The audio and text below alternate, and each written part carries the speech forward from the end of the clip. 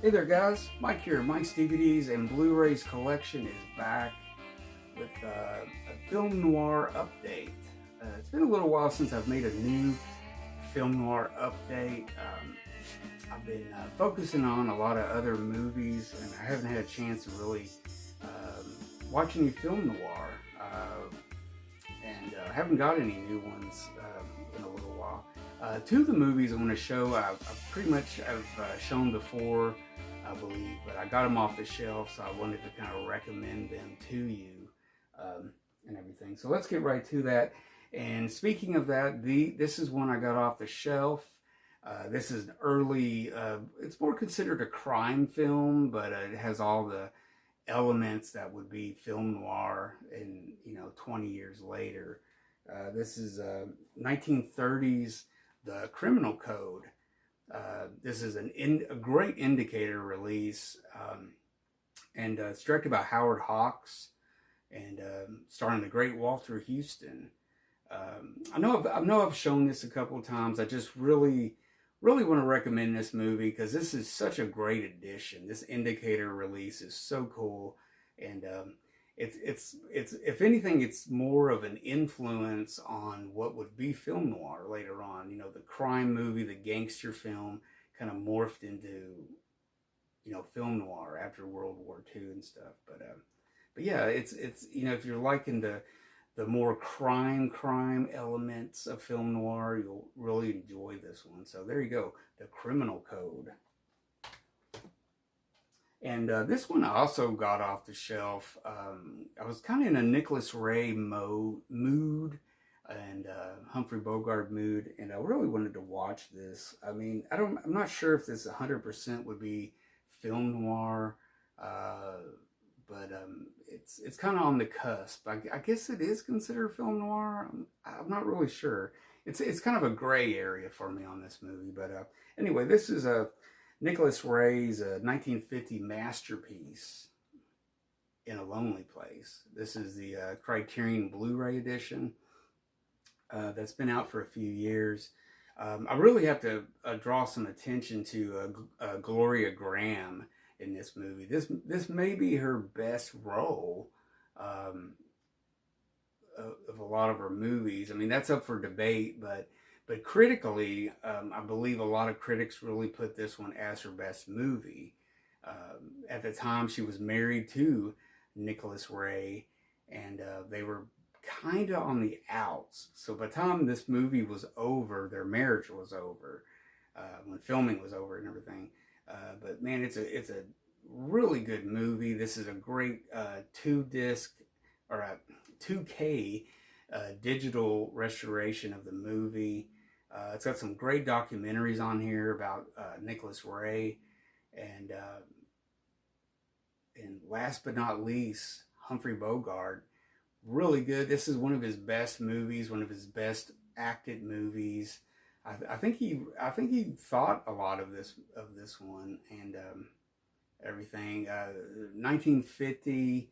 I believe he did the African Queen the same year, I believe, and teamed back up with John Huston for that. But 1950, and by this time, I believe his performance was critically, applauded and everything. Everybody liked it. But it's a great movie about a screenwriter. Um, and possible involvement with murder and everything. So it's got a lot of the overtones of film noir and everything. So you be the judge of that and check this movie out. Uh, Nonetheless, forget whatever kind of genre you want to file this away as. This is just a great movie, period, to check out. So, In a Lonely Place. Next up, this is another indicator release that I recently picked up, and this was a movie that I caught on TCM years ago and really enjoyed it. And it would pop up on TCM a lot, and I really liked watching it a lot. It's kind of a procedural police detective, kind of a film noir smuggling ring movie. Uh, Eli Wallach is great in this. This is a movie called The Lineup.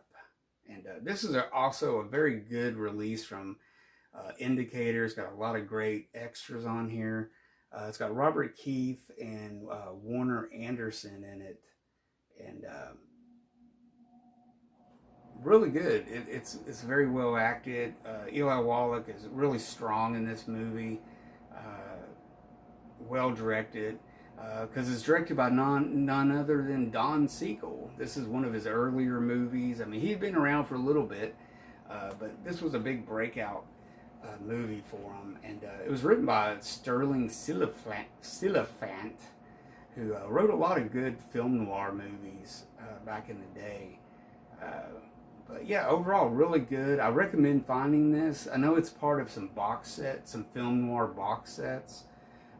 One of them being a Indicator set, but I think it's also in a like a Sony film noir box set that came out 2009 or 10 or something like that. But I ended up getting the regular single edition because a lot of those ones in the box set already had single editions of, so it just made more sense to get this one, and it's all the extras and the artwork and booklet. It's overall a great package, the lineup.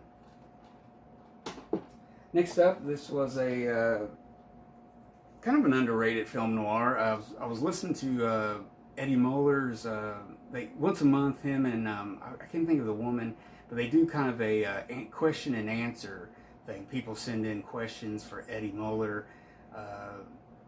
to answer, and the woman's first name is Anne. I can't think of her last name, but they work really well. They do this monthly and everything, and this came up. A question came up, and then he mentioned this as something you should check out. Okay, long story short. So I had never really heard of it. Well, actually, I did hear about it. I have heard the name of the movie, but never seen it or knew anything about it. This is a movie called NOIR Apprentice. And really cool. It stars Ann Sheridan. This is a Warner Brothers movie, directed by Vincent Sherman, who was a pretty all-around good director. He did a lot of different genre pictures and stuff, different melodramas and action pictures and whatnot. Really cool. It's got Kent Smith, Bruce Bennett, Robert Alda, Rosemary DeCamp, and a musical score by Franz Waxman. So yeah, pretty cool movie. I would kind of pair this with like Mildred Pierce, stuff like that. Movies, film noir type movies with a strong female lead, goes good. Pair, those two movies and some cheese and a nice cracker and maybe some wine. It all goes together well. So yeah, I recommend that, NOIR Apprentice. And finally, guys, this is a DVD edition from Criterion. I believe this was just released in a kind of a smaller box set from Arrow, but it's also on Blu-ray from Criterion and everything. But I have the older DVD edition of it, and it's got a nice big booklet in there for sure. This is a movie called Brute Force, starring Burt Lancaster. And it's directed by, gosh, who directed it? Oh, Jules Dassin. He was kind of on a roll at this time. He was making some of his most iconic movies around this time period. And I want to say, who wrote this? I'm trying to think who wrote this.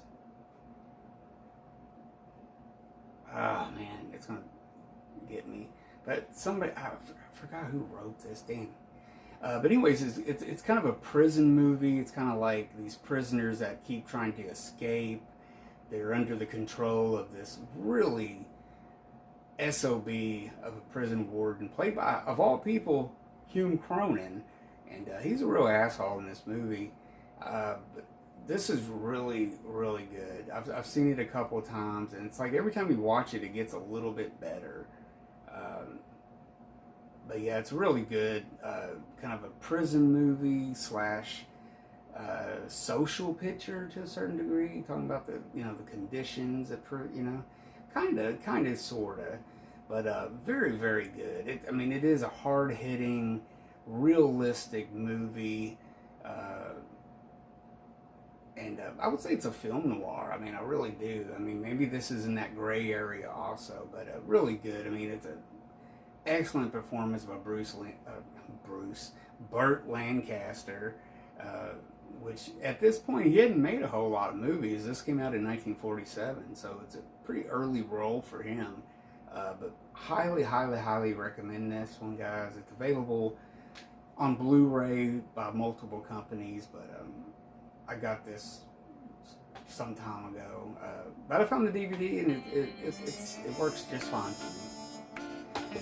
So there you go, guys. I hope you enjoyed this film noir update. Those are some really good, interesting movies I mentioned. Just kind of take your pick, or take them all. Find those and watch them. I think you'll enjoy yourselves. That's about it for right now, guys. Make sure you comment, like, subscribe, do all of the above, all that good stuff. And take care of yourself, and I will see you guys again some sunny day. Later, guys.